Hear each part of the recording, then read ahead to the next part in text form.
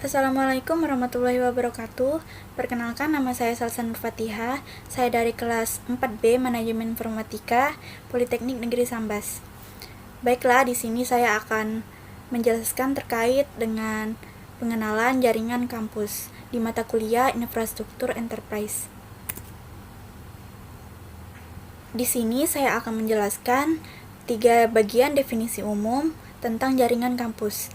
Yang pertama, apa itu jaringan kampus? Kedua, bagaimana perbedaan jaringan kampus? Dan yang terakhir, ada terdiri apa saja jaringan kampus? Nah, pertama, saya akan membahas terlebih dahulu apa itu jaringan kampus. Sebelum itu, saya akan menjelaskan terlebih dahulu apa yang dimaksud dengan kampus. Ketika mendengar kata kampus, maka yang mungkin terlintas dalam pikiran kita pertama kali adalah universitas atau gedung tempat di mana mahasiswa berkuliah. Hal ini tidaklah salah. Namun dalam topik yang akan saya bahas ini, kampus memiliki makna yang lebih luas. Jadi kampus adalah sebuah area dengan infrastruktur luas yang sudah dideploy di dalamnya, seperti pusat perbelanjaan atau mall, taman, pabrik, kampus atau sekolah, kantor, dan lain-lain. Dapat dibilang, kampus adalah sebuah tempat yang ada di sebuah kota kecuali jalanan. Lalu, apa itu jaringan kampus? Jaringan kampus adalah gabungan dari beberapa jaringan LAN dalam suatu wilayah tertentu atau area geografis dengan area yang terbatas. Jaringan kampus ini memiliki jangkauan yang lebih besar daripada LAN atau Local Area Network dan memiliki cakupan yang lebih sempit dari MAN atau Metropolitan Area Network dan WAN. Rentang dari jaringan kampus ini biasanya mencakup daerah sejauh 1000 meter hingga 5000 meter dengan menggunakan fiber optik. Salah satu penerapan jaringan kampus ini dapat dilihat ketika kita ingin menghubungkan komputer-komputer yang ada pada setiap gedung dalam satu wilayah. Sebenarnya kita semua sering mengakses berbagai jaringan yang secara otomatis ponsel kita terhubung ke jaringan Wi-Fi di sepanjang kehidupan kita sehari-hari yang tidak kita sadari secara aktif. Demikian dimanapun atau kapanpun kita mengeluarkan ponsel untuk mengakses internet, kita menggunakan jaringan komunikasi seluler. Secara umum, jaringan komunikasi seluler dibangun dan dioperasikan oleh operator.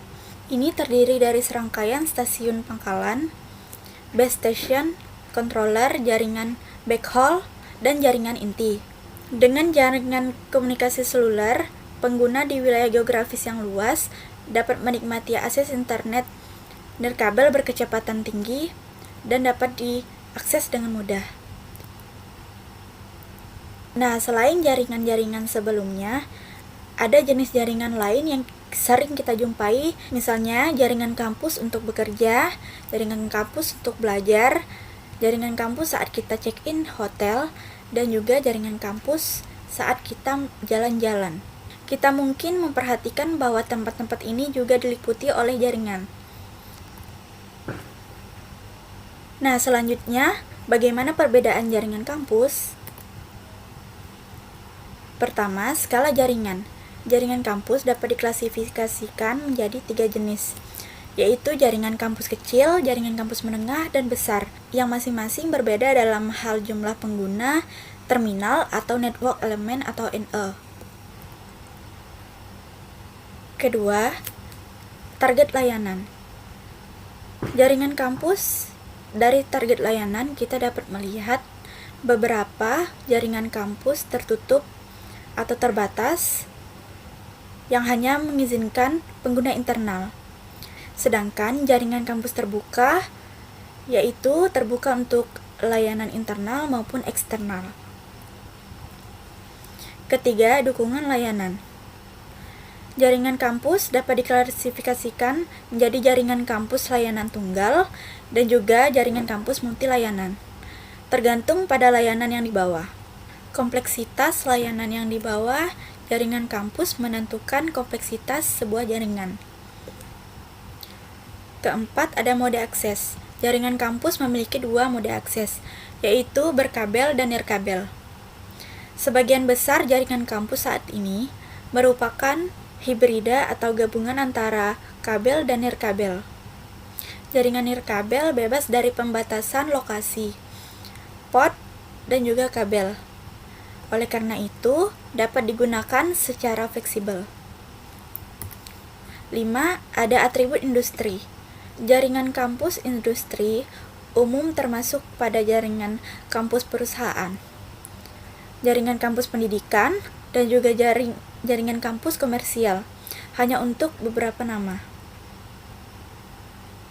Selanjutnya, terdiri dari apa saja jaringan kampus? Jaringan kampus sangat beragam, tetapi dapat menjadi model terpadu yang terdiri dari komponen-komponen pada lapisan yang berbeda, sesuai dengan arsitektur layanan. Model terpadu biasanya terdiri dari: pertama, ada jaringan data kampus. Jaringan data kampus dibangun dengan menggunakan teknologi Ethernet. Yang kedua, ada terminal akses. Terminal akses juga merupakan pemilik dari jaringan kampus, karena administrasi jaringan kampus dapat memperoleh izin terminal melalui manajemen untuk mengelola terminal di jaringan kampus. Selanjutnya, ada platform manajemen jaringan.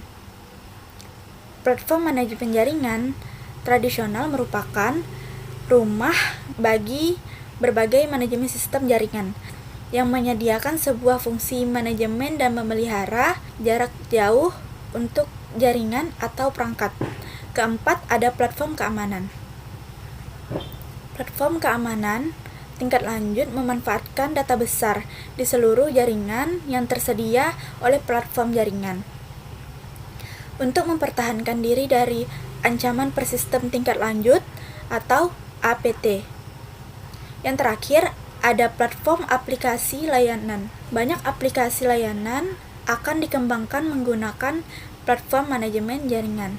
Dengan cara ini, platform aplikasi jaringan akan terbentuk atas jaringan kampus. Selanjutnya, jaringan kampus di masa lalu dan juga masa kini. Sejak jaringan kampus pertama kali dibayangkan, mereka telah menggunakan banyak teknologi seperti token ring dan ATM. Jaringan kampus telah berkembang pesat dengan lahirnya Ethernet dan munculnya sekelar Ethernet. Generasi pertama dari berbagi ke beralih pada tahun 1980. IEEE atau Institute of Electrical and Electronic Engineering merilis tanda IEEE 823 untuk mendefinisikan kondisi lapis secara fisik sinyal listrik dan protokol kontrol akses media. Pada generasi kedua, yaitu peralihan terarah lapisan 3, pada tahun 1990-an, dua penemuan terobosan muncul di bidang jaringan World Wide Web atau WWW dan juga perangkat lunak pesan instan. Dan pada generasi ketiga, yaitu dukungan konvergensi multiservis pada tahun 2007 sampai sekarang. Sekian video dari saya, semoga bermanfaat. Saya akhiri. Assalamualaikum warahmatullahi wabarakatuh.